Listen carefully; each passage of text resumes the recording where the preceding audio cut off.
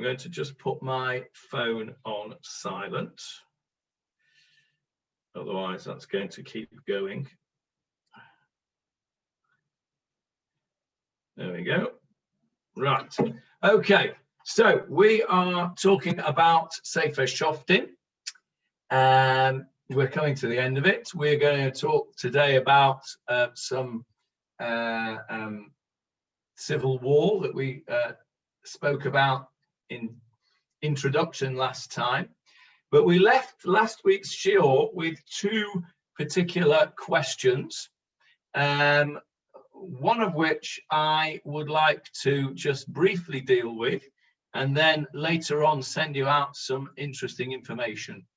And that was thanks to Marcel, who pointed out that the word ma'achelet, which is the instrument that our man the Levite used to chop up the dead concubine and send her pieces out to the people of Israel. Sorry to be so gruesome, but that's what happened.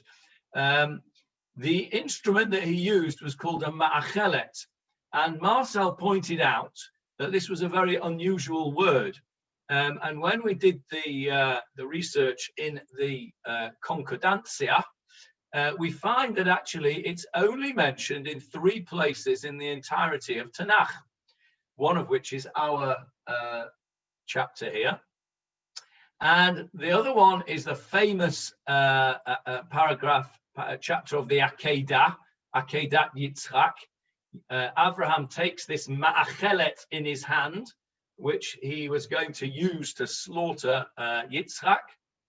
And the third use of this word is in Mishlei, in Proverbs. So we figured that there must be some kind of connection here, because as we know, the language, when it's in such few places, the authors are usually giving us a clue to try and connect the ideas. So I asked you all to think about what the connections might be, particularly between our episode of this dreadful episode of the concubine of Giva and the Akeida, which is of course a most important episode in our history. And I'm interested to know if anybody has got anything to say about that connection between those two events before I unveil to you a little bit of the extensive research that Marcel has done about this ma'achelet. But before we go to that, has anybody got any ideas about how we can connect the Akeida to Sefer Shoftim? Philip. Yeah, there was just one thing that I didn't hear what you said. Did you say that the third one was in the Mishnah or was in the Mishlei? Mishlei, Proverbs. Because I sent you, I don't know if you saw it, but I sent you this week something about Ma'achelet, about Kach Machelet Chado, which was in the Avodah, which, as you rightly said, did appear in Yomah. Yeah, so just for those of you that didn't know what Philip's talking about, Philip suggested that this word ma'achelet was seen somewhere else as well, and he was right, but it wasn't in Tanakh. It's in the Talmud in Masechet Yoma, which deals with the Avodah. Of course, Philip knew this because it's part of a bit of Chazonus, which his father was apparently rather a good chazan. Obviously didn't pass down in the genes, but never mind, you can't have everything. It was used in the Talmud to describe the instrument used during the service in the Beit HaMikdash. Okay, yeah, I saw a hand up before. Where is it, Sharon? Yes, I'm not as learned, but to me the connection is the word that you used, slaughter of Isaac, that with the concubine, it was not commanded by God. It was done on his own. With Abraham, he thought it was commanded by God, but then the command was countered, and we're using this same instrument, slaughter, so that no matter what, our God does not require child sacrifice. Child sacrifice is slaughter, not sacrifice. And I thought that would be the connection. Okay, that's interesting. So if I understand you correctly, what you're suggesting is that the clearly what happened to the concubine was a terrible thing, and even what happened to her after death, which was to be chopped up into pieces and sent around the country, was horrible. And so if I understand you, you are suggesting that the use of the word ma'achelet is to emphasize that even though Abraham thought that was what was meant of him, it has negative connotations, and we should have run away from that kind of child sacrifice. Is that the idea? Basically, yes. The one we think is from God, and one we thought was initiated by the Levite. But really, I think this, at least one of the lessons I've taken from the Akeida, and I've got 90 of them, like we all do, is that child sacrifice is verboten. It is forbidden. And dedication of a child is one thing, sacrifice by killing is another, and it is slaughter when it is by killing. And that this was the final statement by Abraham's. It was his final lesson. After that, everything was commentary. Okay, excellent. Okay. The snag of that is, of course, that the Machelet wasn't used to slaughter this concubine. She was already dead when she was cut up.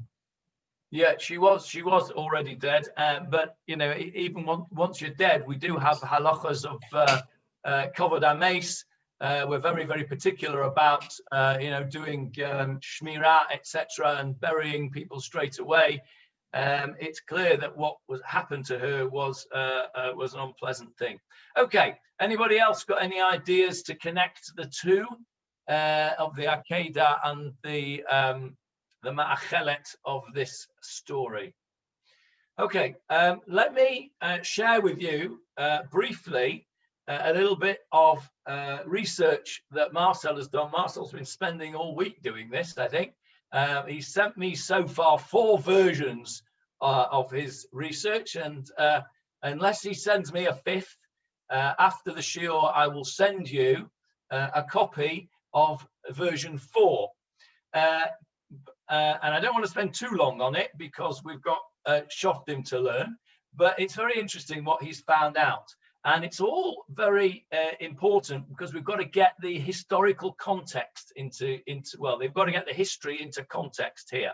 And you all know how keen I am on getting historical context on things. So this really appealed to me. We have to understand what this ma'achelet might have been. It had to be a very sharp instrument because it was potentially going to be used to do the Akeida, to slaughter Yitzhak, and it was used to chop up this body. And without going into too much detail, you need to have a very sharp knife to do that kind of butchering. Now, if you look at what another thing that you need something very sharp for, which we do on a regular basis, only once in a life, but we do it on a regular basis throughout our people, and that is Brit Milah. You need to have a very sharp knife for that as well. Now, if you have a look in the Torah and you have a look at the 2 episodes of Brit Milah that we see, it's described in detail. We see the Brit Milah of Abraham, and we see the Brit Milah of the son of Moshe Rabbeinu. Now, with Abraham, I'm willing to stand corrected here because I haven't looked it up, which is probably a bit dangerous, but I'm willing to stand corrected. But I don't think that we're told with Abraham's Brit Milah what instrument was used. I think we're just told that he did a Brit Milah. Okay, I'm getting the nod from David Marks, which means I'm probably correct. Now, when we come to the son of Moshe Rabbeinu, which we assume is probably Gershom, we find that Tzipporah, Moshe's wife, had to do the Brit Milah. You'll remember the story. They stopped at the inn on the way to Egypt, and Moshe is struck down with some kind of mystery illness and is about to die. Tzipporah takes a certain instrument, does the Brit Milah of their son, and as it were, symbolically throws down the foreskin at the feet of Moshe and says, "You are a Chatan Damim. You are a bridegroom of blood. You didn't do this, and that's why God wants to kill you, and I've done it." And basically, she saves his life. But what we're told there is that Tzipporah uses a flint stone to do this Brit. She certainly does not use a knife. She uses a flint stone. Now, you could argue, well, she used a flint stone because all she had at the time. She didn't have a sharp knife. She didn't have a local moil to go and get hold of a what we call an Ismail, a Brit Milah knife. But nonetheless, the Torah goes out of its way almost to tell us that she used a flint stone. Now, Marcel's research would fit in with that, really, because what we find is that at the time that we're talking about, which is the time of Moshe's life, is around about 1300 BCE. That was around about the end of the Bronze Age and the beginning of the Iron Age in the Near East. The Iron Age, according to various different researchers, is a period of time in different parts of the world. So the Iron Age was much sooner in the Near East than it was in Europe. We were very backward in Europe, basically. Some would say we still are, but the Iron Age in Europe didn't really start until about 500 BCE. But the smelting of iron was known around about 1200 in the Near East, which is around about the time when Moshe was living. So it was, according to some at least, right at the beginning of the Iron Age, or according to others, it was just before the Iron Age. But what it means is that iron tools were not readily available. They were not readily available, and they certainly would not have been readily available 400 years earlier at the time of the Akeida. So the question that Marcel asked himself was, this ma'achelet that Abraham used for, was going to use for the Akeida, what was it made of? It was unlikely to have been made of bronze. Bronze is not able to be sharpened enough to do that kind of work. There were bronze daggers which could be used to sort of thrust into the hearts of your victims, but they weren't. Bronze is a soft metal and wasn't able to be sharpened to the degree that you would use to be a slaughtering knife. So Marcel then did some research and found out the following. I'm going to just show you something here now on my screen, if I can share you my screen. Hang on a moment, please. Right, let's see if I can share you the screen.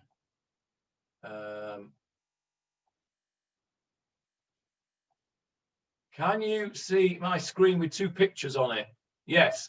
Okay, well, this picture on the right here is a picture of a dagger which was found in the tomb of King Tutankhamun.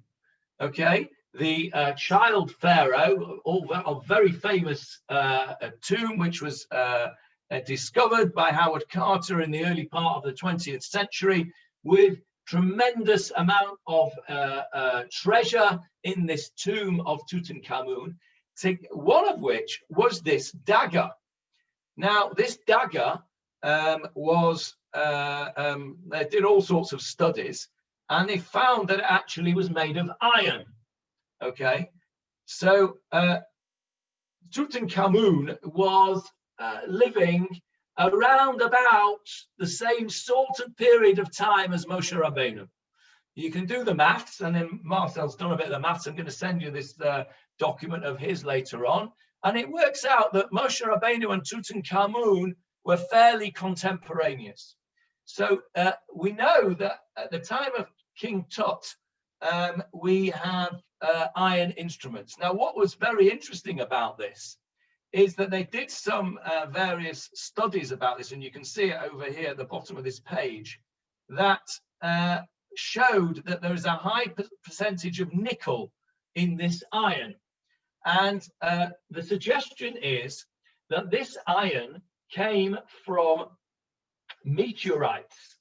And the idea is that meteorites which have fallen to the earth have a high iron content, and they were able to be extracted long before iron ore from terrestrial iron was able to be extracted, just on the basis of the science and the heating ability that they had.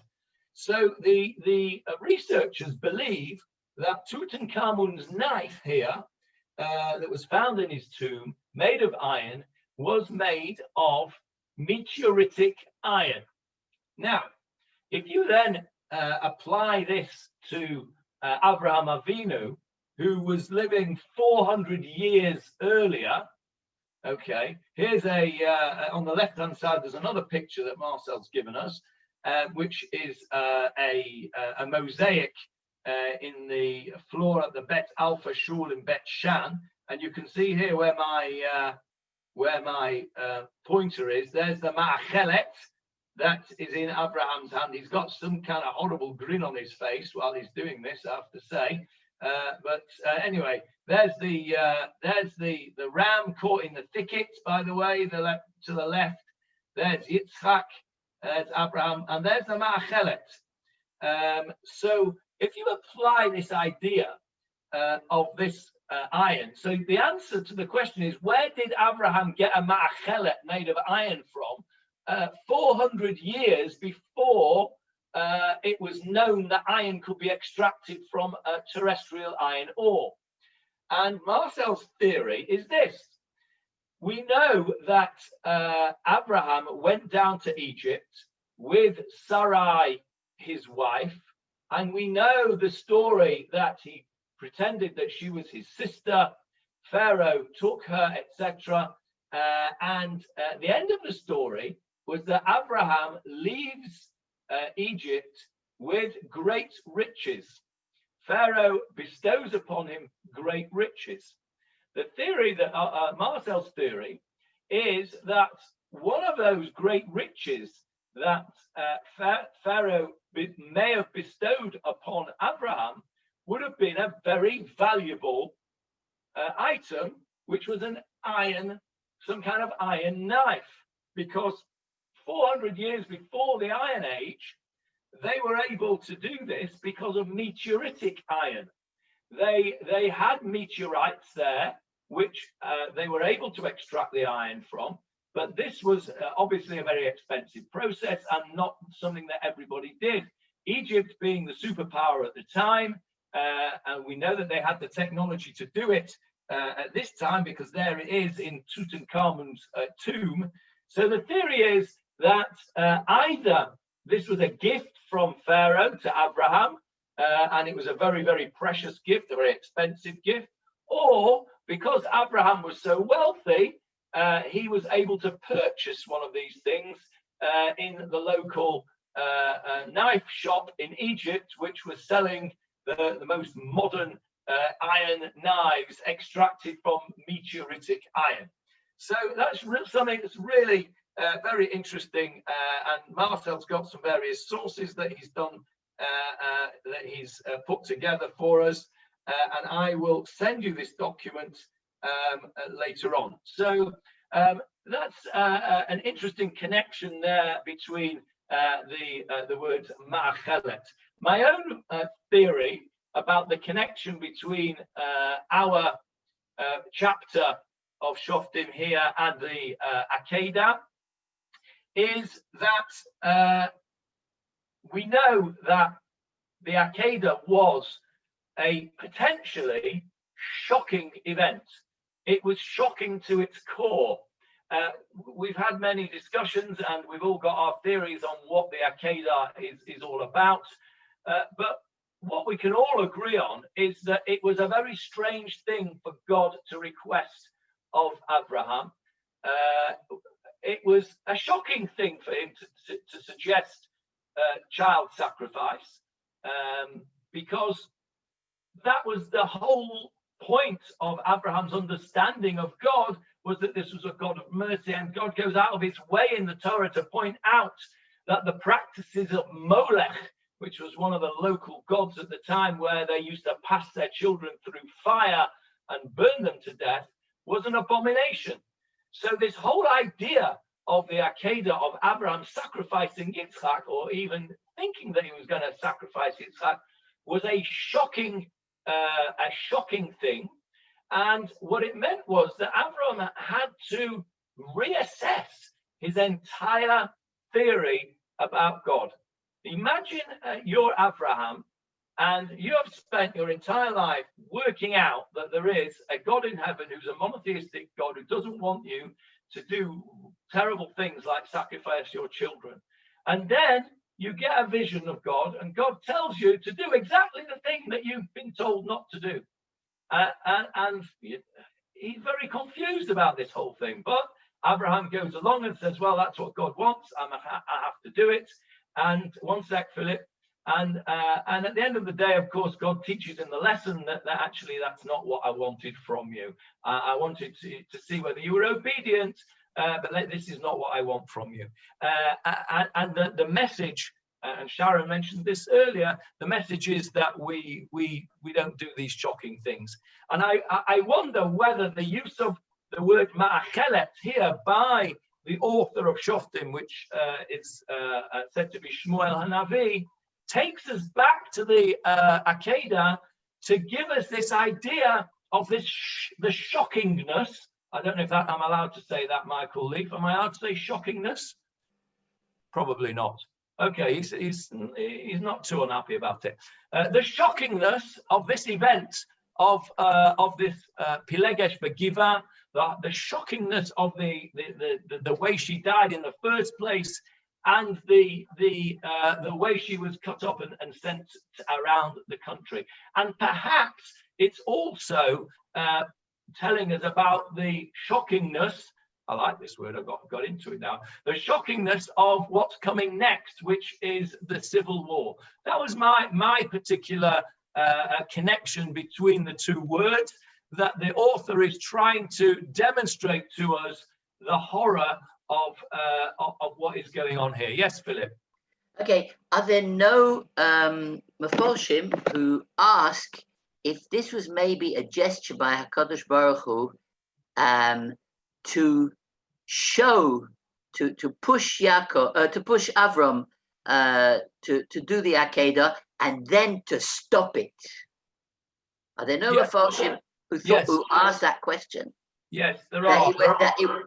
There are, and I'll point you. I don't want to get sidetracked too much into the Akeida today, but yes, I'll point you in the direction of Meforshim who say that, and I'll also, if I can find it, send you a recording of the Shiur that we did together a couple of years back in the parasha of the Akeida, where we discussed the Akeida in great detail. And one of the theories that I put forward was that actually the test of Abraham was that he should have challenged God. And actually, my theory, my own personal theory, and I know Paul Westbrook doesn't like this, we had a whole discussion about it at the time. My theory is that that Abraham at first failed that test because he didn't challenge God in the same way as he challenged God at Sodom and Amorah. But I don't want to get into that today. I'll try and find that shiur for you, which was recorded, and I'll send it to you. So Thank you. that was a very interesting little aside that Marcel brought to our attention. Yes, Marcel. Johnny? One sec, Johnny? Faye, let me just speak to Marcel Okay. first and then you, Faye. Marcel. Yes, Jonathan, you did that excellently. You just missed the very first part of the research of the summary, where I said that the connection between the two uses of the word was actually the cutting of flesh, the cutting of human flesh. Yes, exactly. Yeah. It had to be something sharp enough to do that, and the machelet was the only instrument that would do that. Right. Well, I think I sort of mentioned that in passing when I said that Abraham had to have something very sharp. But yes, that's the connection. Yes, Faye. I wanted to move you on to what you were going to discuss this week. Yeah, can you hear me? Yeah. Can you hear me? Yes. We can hear you. Okay. I wanted to move you on to what you were going to discuss. What you were going to discuss this week was the personality of this Levite. Yeah, that was what I'm looking forward to. Okay, we're coming to that now. So I'd like to see you move forward on that. Okay. Yeah, we're coming to that right now. Okay, Howard. There's slight inconsistency in the Tanakh in that it didn't do Moshe Rabbeinu any good to disregard God's wishes. No, you're right. It didn't. You're right. I can't deny that. That is true. There is some inconsistency there, but I'm sure that once we delve into it, we will solve the inconsistency with our Gemara cop between us. Right. The second thing that we spoke about at the end of last week's shiur was our Levi man, who seems to be a complex character in that he has this concubine who goes off to her father. He goes off after her. And we've got this dual thing the whole time. Is she a concubine? Is she a wife? And the Tanakh is telling us this all the time because it uses the two words. It uses the word Isha with a mapik hey, meaning his wife. And it also uses the word Pilegesh, a concubine. So we're not really sure of the status of this woman. She goes off. He goes after her to try. Well, we don't know why he goes after her. Presumably to bring her back. And yet, when he does bring her back, and they stop off at Giva, and they get surrounded, and he's worried about his own safety. Instead of doing the decent thing like they were meant to do on the Titanic and save the women and children and sacrifice the men. Johnny didn't go straight back. He waited 4 months before it was time to go back. Well, his father-in-law kept delaying him, didn't he? He kept saying, "Oh, come on, have another beer." No, it took him 4 months to go and get her. Oh, I see. Okay, before he went to go and get her. Right, yes. It took a while. Well, so we don't know. Was he broigus with her? Was he not broigus with her? It's a bit. There's a dilemma here. We don't really know the relationship of him towards this woman, or maybe that's telling us exactly that it was a relationship which was not consistent. But then when he is confronted with the mob, he doesn't save her. And gallantly try and fight these people off. What he does is he shoves her out the door and says, "Here, I'll have her. Don't take me. You can have her." And of course, we know what happens to her. Never, she gets raped, and she is not killed during the rape. She manages to crawl her way back to the house of where they were staying, and she dies on the doorstep. And then he seems to be outraged by this. It's to me, there's a very complex character going on here. On the one hand, he seems to have some kind of feelings for this woman. On the other hand, he's willing to sacrifice her. He must have known what they were going to do to her. He didn't shove her out the door so they'd go and play tennis together. So he knew what was going to happen. And then when it does happen, he's outraged. So he's obviously a very complex character. So the question that I left you with, the other question apart from the Ma'achelet that I left you with last week, was what do we make of his of this fellow? What do we make of this sort of dichotomy of behavior, and what can we learn from it for ourselves? Because the whole point of learning Tanakh is not just to learn history, although it's really interesting.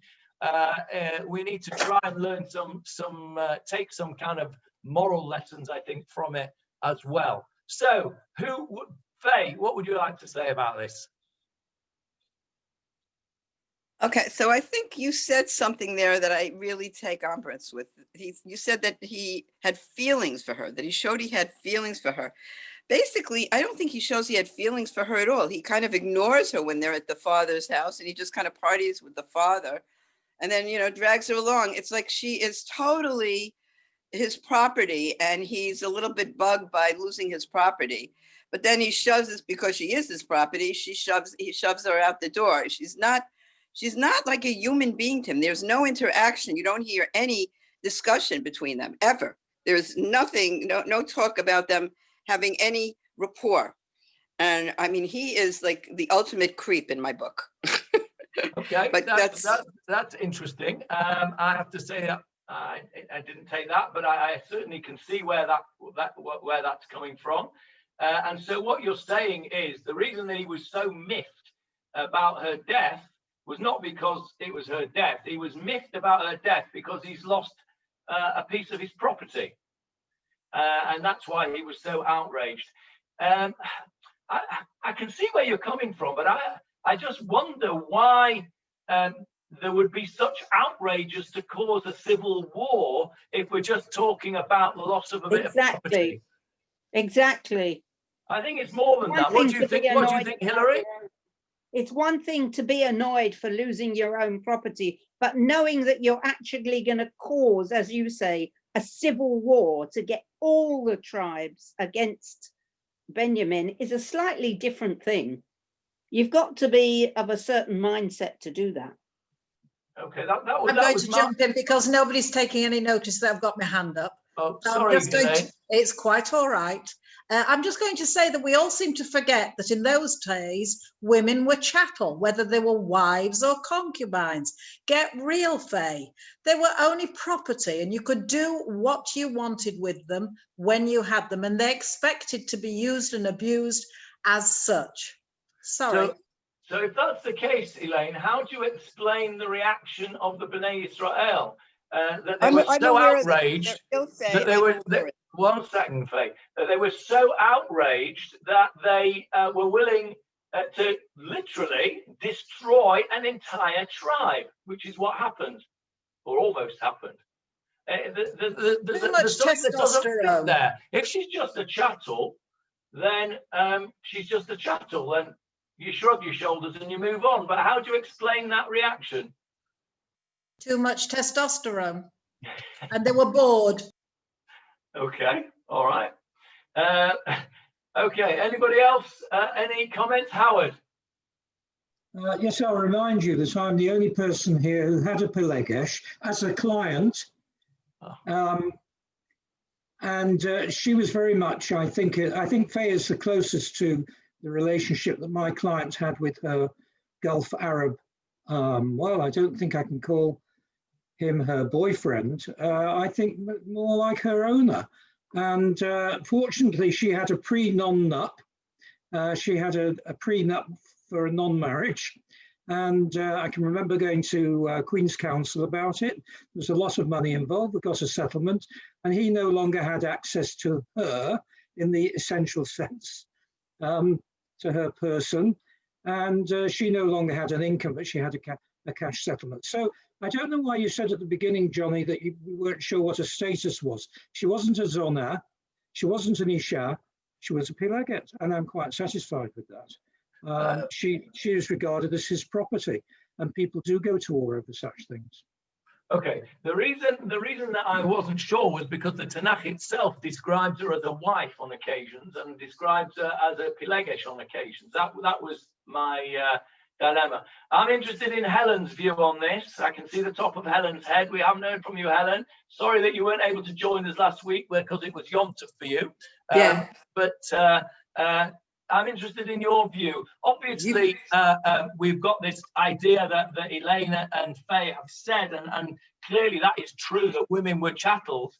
But I'm still bothered by the response to her demise. I don't understand, I genuinely don't understand why it caused such a rumpus.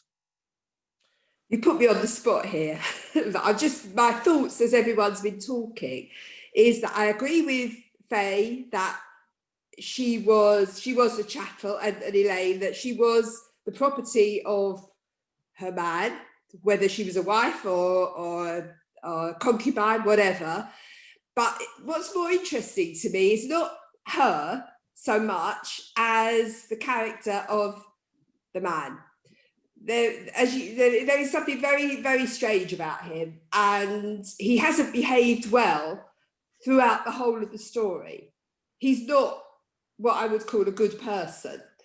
And maybe it was something in him that maybe he stirred up the tribe to act the way they did. I don't know. I don't know enough about the story to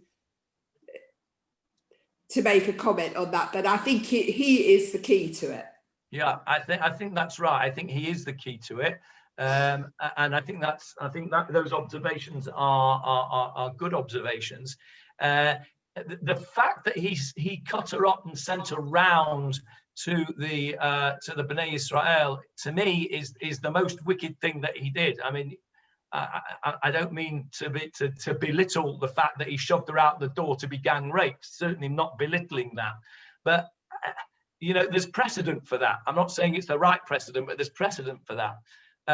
But then he whips up the rest of Bnei Israel into a frenzy by doing this horrendous thing of not even giving her a decent burial, and for his own benefit. And his own benefit was revenge. That's how I see it. I see that he was revenge for what these people did to not what his people did to her, but what these people did to him. Because I agree with everything that's been said, that he doesn't have any consideration for this woman. Clearly, the bottom line is he doesn't have any consideration for her other than as a chattel. But he has been slighted by Binyamin, by the people of Giv'ah. First of all, by being threatened physically that they wanted him, and secondly, by taking his concubine or his wife, who, let's not forget, he's just gone to a lot of trouble to go and get back, and then they've spoilt it all and destroyed it. But then he goes for revenge, and what I take out of this, and we're going to come to the civil war if we ever actually get to go on in the psukim. What I get for this. From this is that there's an expression in Pirkei Avot, I think it is. I stand corrected if it's not. Mitzvah goreret mitzvah, avera goreret avera. One mitzvah leads to another, and one avera leads to another. And this is a whole chain of events of bad things, which has led to another bad thing and another bad thing. And my view of this particular fellow, my own view, is that he is thoroughly rotten.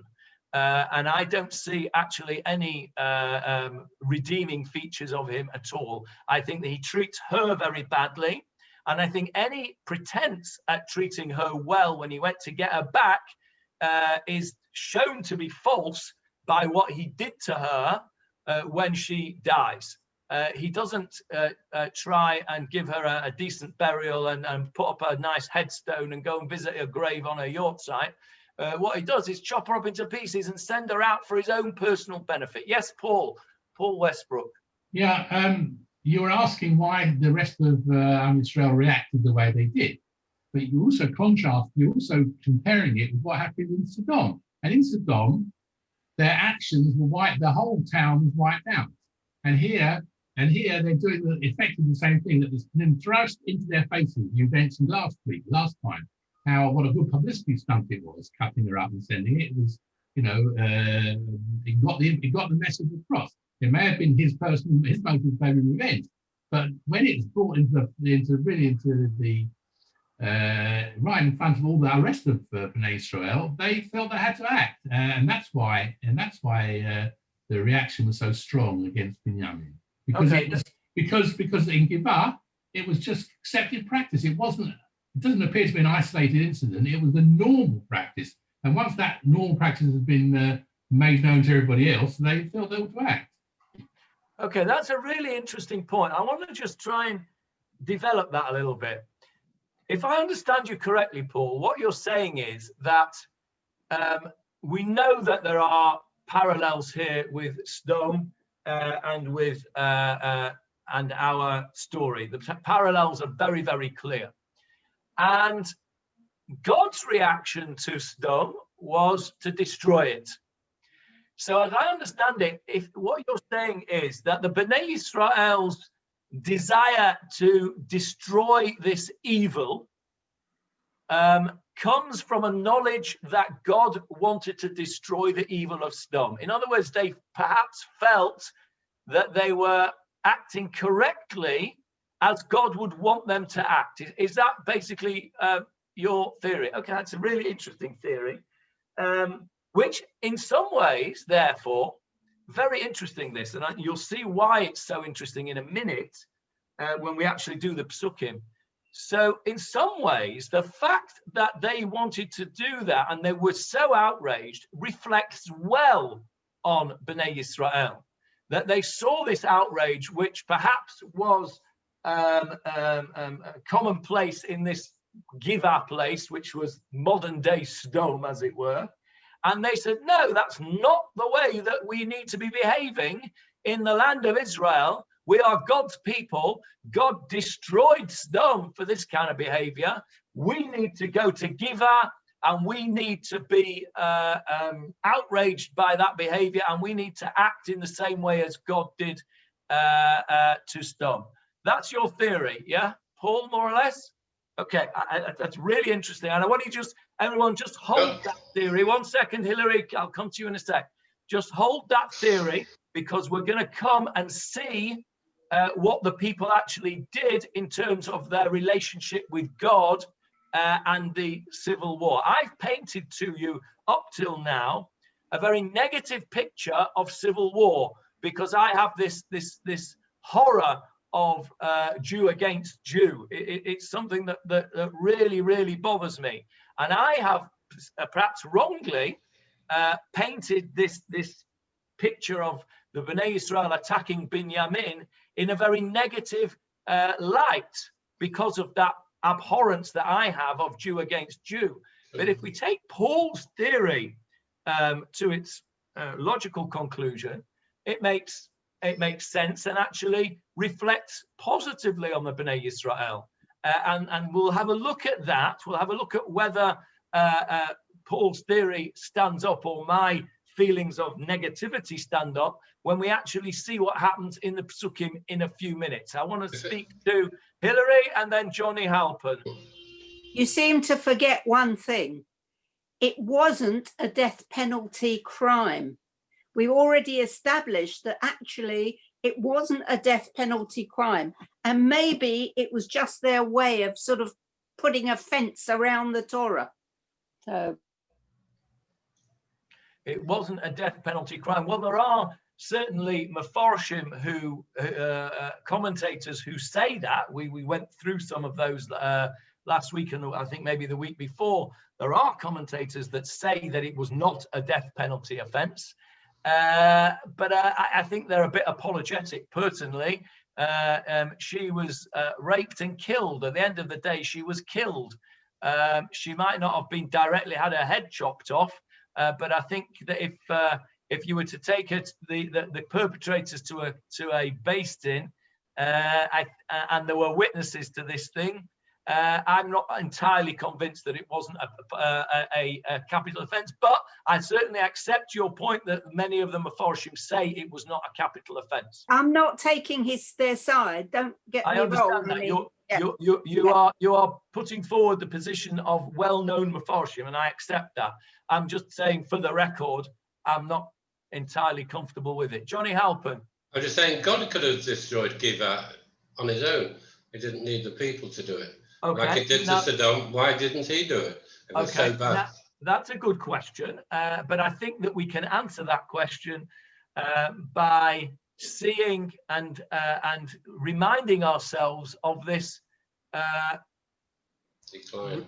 decline in open miracles, the decline that we've seen that once we went into the land of Israel, we were supposed to be looking after ourselves. And after the time of Moshe Rabbeinu, open miracles reduced. We had the odd one during the time of Yoshua when we had the sun standing still.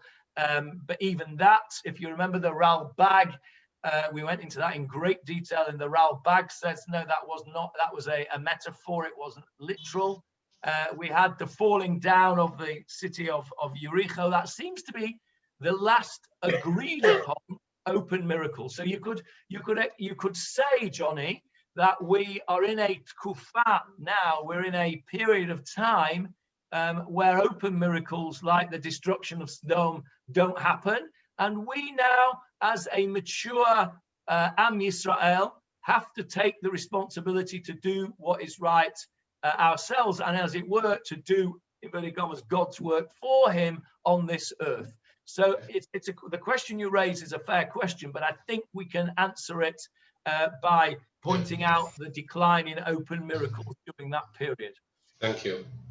Okay, any other points before we go on to a few psukim? Jeffrey? My view is that this is behavior more comparable to Chukas Hagoy, to the people around them. It's not behavior which is taught in the Torah, which was handed down. It's not behavior of our patriarchs, and it's showing how low our people sank. And I think it is a very good lesson. We're supposed to be morally above all these people. Now, the same attitudes are held by certain Islamists today, and it's appalling and it's horrifying to the Western world. Jews had this prohibition, if you like, of this sort of behavior 3,000 years ago, and it's to be commended that we frown on this form of behavior. Okay, that's really interesting, and I think the couple of points that you raised there that I want to emphasize, this is behavior which, as you quite rightly say, the Torah frowns upon and is very negative towards, and that fits in with Paul's theory that the people were outraged because they should have been outraged. That's not the way. That's not the way we should behave. Sodom was destroyed for it, so that was the correct reactions. And the second thing that I just want to emphasize what you said is, you said that it demonstrates how low our people had sank, and I think that's right. It demonstrates how low some of our people had sank. So certainly the occupants of this city of Gibeah, who were Jews, they were part of the tribe of Binyamin, as we know. So there was a pocket of severe immorality and terrible behavior. And perhaps the message here is that, and perhaps this is the answer to my question, that despite the fact that Faye and Elaine and Helen are all right, that at that time women were treated badly as chattels, perhaps the fact that Bnei Israel were up in arms, there's that expression again, Howard, up in arms about what went on there, perhaps that is a demonstration, as you've said, Jeffrey, of the fact that we are meant to be above that, and it's commendable that they took the stance that they did, even though it resulted in civil war. And this has been really very helpful to me, because until we've had this discussion and I've listened to your views and got your take on it, you're in the plural, take on all this, I was very negative about the Bnei Israel's response, because, as I said to you before, of my particular abhorrence of Jew against Jew, that to me transcended everything. But I can see that there is another way to look at this now. Paul's theory about the comparison of the destruction of Sodom and Bnei Israel, therefore having to do it on behalf of God, because we're not in a kufa of open miracles, and the idea that we need to be rising above it, even though that was what was going on in society at the time. I think all of that makes this episode not quite as straightforward as I had thought it, and not quite as, and certainly much more complex and multi-layered than I had thought it. And it's going to get worse, because what we see is that when we look at the civil war itself, it's not very straightforward, because normally what we find in the battles of the Torah and Tanakh is that there are winners and losers, and the winners are usually the ones who have the moral high stance, and the fact that they've won, you can sort of take that view that they were the ones who were in the right. What we're going to see, without giving you any spoilers, is that initially the victor in this battle is not clear. It's not clear whether the victor is Binyamin or the victor is the people. And at the end of the day, I think we'll probably conclude when we go to the end of the chapter that there are no winners in this very sad episode. And perhaps that's another message that we'll come to. Howard, last one before I want to just do a few psukim so that we can move on a little bit. It's been a very, very interesting discussion. And I thank all of you who've put input into that and thought into that, because it's certainly given me a lot to think about. Yes, Howard. Well, very quickly, I just want to remind ourselves that there was a capital crime. That in Pasuk 5 of chapter 20, it says she was raped unto death. You agreed on that last week, I thought. Yeah. I mean, I think Hillary is right that there are Mephorshim that explain it away. I think that, well, my view, as you know, and I think the view of many people is that it was, or if it wasn't, it should have been a capital offence. Let's just go into the few verses and see where it takes us to in the last few minutes that we've got. We're in chapter 20. Let me see if I can share the screen with you to bring this on. Okay, can you see Shoftim chapter 20? Yeah, okay. Right, so we spoke here about the first few psukim last week. I think flogged the point that this was a tremendous reaction. It was a reaction of all the people together. We spoke about this idea of Ish Echad, Belev Echad. We spoke about the famous Rashi at Har Sinai. We spoke about this idea of a Yityatzvu, which gave us two ideas, the idea of Har Sinai, where everybody was gathered together, and also it gave us the idea of Parshat Nitzavim, where everybody was gathered together to hear Moshe's last words. So we got the idea that this was a reaction of the whole people against Binyamin. And what we got as far as the Levite man told the people what they'd done, and he told them what he'd done. And he said, this is where we got to at the end of last time, was verse 7. He said, here you are, all you children of Israel. This is what happened. You're all here now. And I want you to decide what you're going to do. Leon, verse 8, please. All the people arose as one man, saying, no man will go to his tent, and no man will turn away to his house. Now, this is the thing that we should do to Gibeah. We will advance against it by lot. We will choose 10 men out of every 100 of all the tribes of Israel, and 100 out of every 1,000, and 1,000 out of every 10,000, to obtain provisions for the people, so that they may act when they go to Gibeah of Benjamin, in accordance with the disgusting act that was committed in Israel. Then all the people of Israel gathered together at the city as one man, as comrades. Let's just stop there for a second.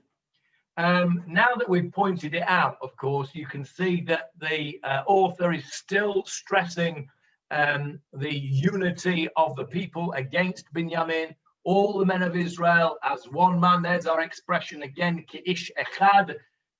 Takes us back to the beginning of the chapter and all the things we spoke about that. And they gathered there. And remember, I showed you the map last week. Exactly where they gathered was right on the border of the territory of Binyamin. Now, this is interesting. They're gathered there and they're ready to attack. They've said in verse 9, now this is the thing we will do. We will go up against it by lot. So they're ready to attack it. But then we get to verse 12. Before we get to verse 12, Hilary, you've got her hand up. Yes, Hilary. Sorry, very quickly, they haven't actually given the tribe of Benjamin any opportunity to defend themselves or say anything. They've It's just coming now. It's coming now. Just about exactly what I was about to say. So they're ready to attack and they don't attack. What do they do? Verse 12. The tribes of Israel then sent men through all the clans of Benjamin, saying, what is this outrage that occurred among you? Now turn over the lawless men who are in Gibeah, and we will put them to death and eliminate the evil from Israel. But the children of Benjamin refused to heed the voice of their brothers, the children of Israel. Okay, so let's stop there. So what happens now is they are massed on the border. They're outraged. They have already said, or some of them have said at least, now this is a thing which we will do. We'll go up against them. In other words, we'll attack them.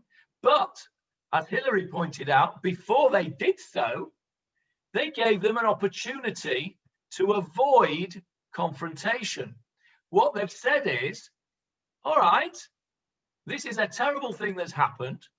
And again, I can't, oh yes, there you are, Paul. I thought we'd lost Paul. Paul is still there. Paul, this fits in with your theory because what they're saying is, deliver the wicked men that are in Gibeah and we will put them to death. And in brackets, not in the brackets on the page there, because there's brackets there on the page, but I mean in brackets they've said, and we will only deal with them. They will be the ones who put to death. The ones of you that are innocent will leave you alone. Nothing to do with you. We're interested in the wicked men who did these things. That has very, very clear shades of Sodom again. Remember Abraham Avinu, when it came to Sodom, Absolutely. He argued with God. God said, I'm going to destroy Sodom. And he argued, he said, well, what if there's some righteous people there? You can't do that. You can only kill the bad people. Turns out there weren't any righteous people there. But the people of Israel here are not, at least initially, suggesting that they kill the whole of Binyamin. What they're suggesting is that the people in Binyamin hand over the perpetrators and that the Bnei Israel will deal with them. So I think that fits in very nicely with Paul's theory that the Bnei Israel were acting, as it were, on the, if not on the instruction of God, but on their understanding of what God would want from them. Yes, Faye? So it's also the Benjaminites are aligning themselves. They're saying, we're behind this guy. They're co-conspirators. They're totally like, we're not going to give you these guys because basically we believe that that's what we do. And, So- you know, it's just kind of an affirmation of the fact that they really are bad people So that's the next stage. and need to be eliminated. That's the next stage. So imagine it had gone differently. The tribes of Israel sent men throughout the tribes of Benjamin saying, hand over these wicked men. And then Leon read out, but the children of Benjamin did not want to obey their brothers.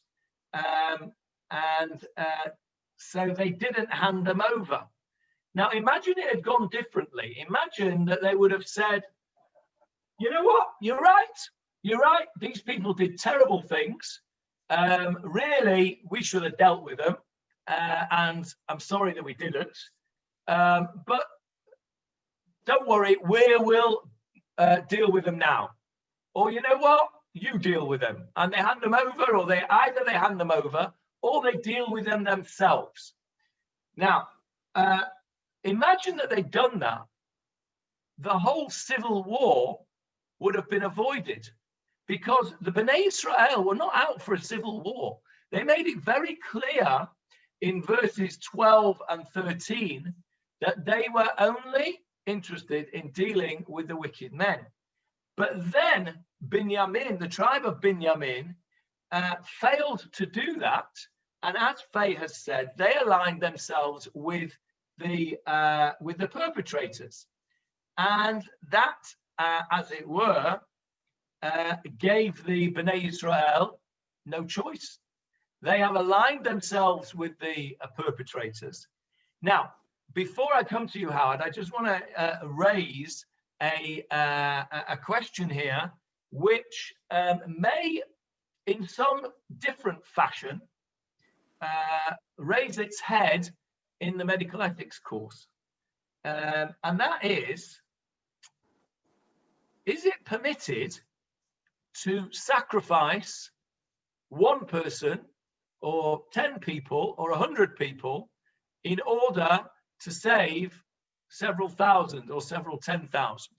Was there a dilemma? Was there a moral dilemma that the tribe of Benjamin had? And was their decision not to hand over these people a decision which had its basis in some moral theory? Or were they wrong? That's a question that we probably need to think about. Howard Epstein. That's a dilemma which the programmers of autonomous vehicles are grappling with at the moment. It's called the trolley test. But that wasn't what I wanted to mention. I think there's been more rabble-rousing going on here than we've faced up to so far, because the word, oh, sorry, I've not lost it now. The translation disgrace is not as appropriate as the one I have from 1926 and the one that Google gives today. The word is folly, which is madness. It's the end of 10. That's Okay, 10. so the word Hanvala. Okay, Yeah, so where your 1925 says folly, and Google Translate. and Google Translate says madness. No, well, no, it says folly, and I'm saying okay.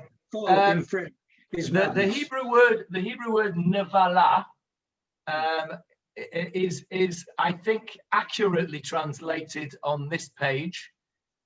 Somebody who is nivul peh, okay, somebody who is nivul peh has got a dirty mouth, okay, is somebody who speaks bad language, okay. Nivul peh is bad language, it's disgusting. And I think the word that Leon used in his translation was disgusting act. Am I right, Leon? Yes, yes. So it says disgrace, according to the disgrace that was done in Israel. Yeah, disgrace is the one disgrace that is a emollient term. Emollient term. I think folly is an emollient as term. compared with madness. the madness that they wrought in no comparison. Steinitz calls it depravity. Depravity, okay. Depravity.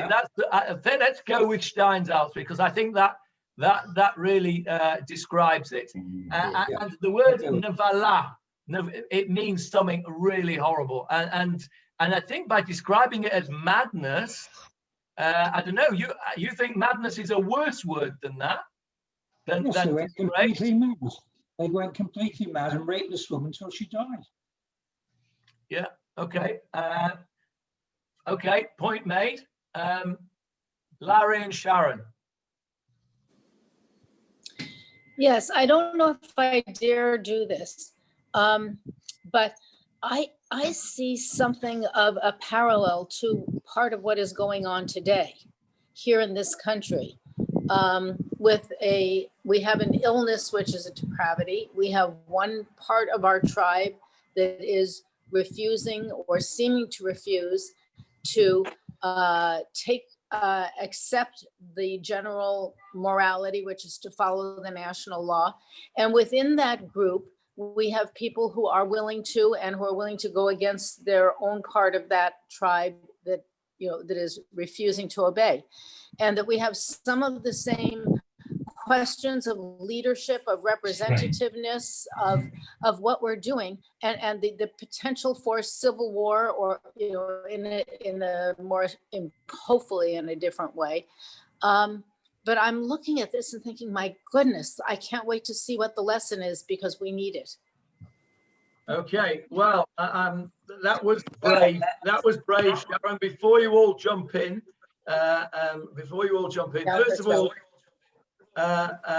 of all, I can see that Philip was enjoying that. He had a nice smile on his face. Hillary's waving around there frantically to disagree.